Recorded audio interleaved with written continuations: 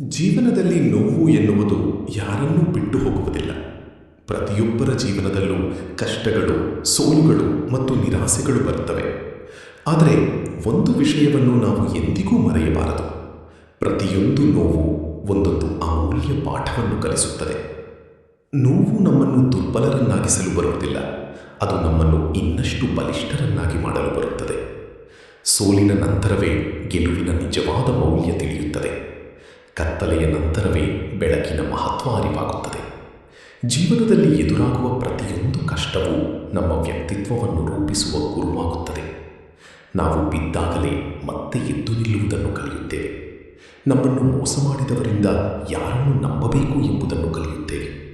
ನಮ್ಮನ್ನು ಬಿಟ್ಟು ಹೋದವರಿಂದ ನಮ್ಮ ಸ್ವಂತ ಶಕ್ತಿಯ ಮೇಲೆ ನಂಬಿಕೆ ಇಡಲು ಕಲಿಯುತ್ತೇವೆ.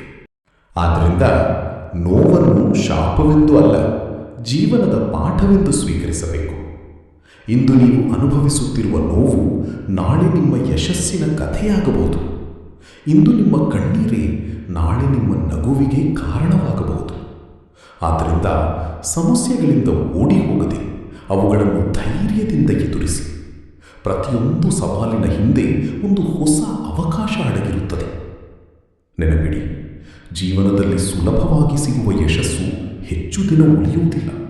ಆದರೆ ಕಷ್ಟಪಟ್ಟು ನೋವನ್ನು ಸಹಿಸಿಕೊಂಡು ಗಳಿಸಿದ ಯಶಸ್ಸು ಶಾಶ್ವತವಾಗಿರುತ್ತದೆ.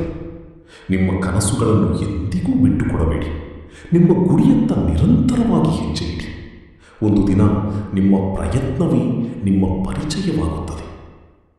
ಕೊನೆಯಲ್ಲಿ ಒಂದು ಮಾತು: ನೋವು ನಿಮ್ಮನ್ನು ನಿಲ್ಲಿಸಲು ಬರುವುದಿಲ್ಲ, ನಿಮ್ಮನ್ನು ಇನ್ನಷ್ಟು ಎತ್ತರಕ್ಕೆ ಕೊಂಡೊಯ್ಯಲು ಬರುತ್ತದೆ. ಆದ್ದರಿಂದ ಜೀವನದ ಪ್ರತಿಯೊಂದು ನೋವನ್ನು ಒಂದು ಹೊಸ ಪಾಠವಾಗಿ ಸ್ವೀಕರಿಸಿ ಆತ್ಮವಿಶ್ವಾಸದಿಂದ ಮುಂದೆ ಸಾಗಿರಿ. ಏಕೆಂದರೆ ಪ್ರತಿಯೊಂದು ಕಷ್ಟದ ನಂತರ ಒಂದು ಹೊಸ ಬೆಳಕು, ಪ್ರತಿಯೊಂದು ನೋವಿನ ನಂತರ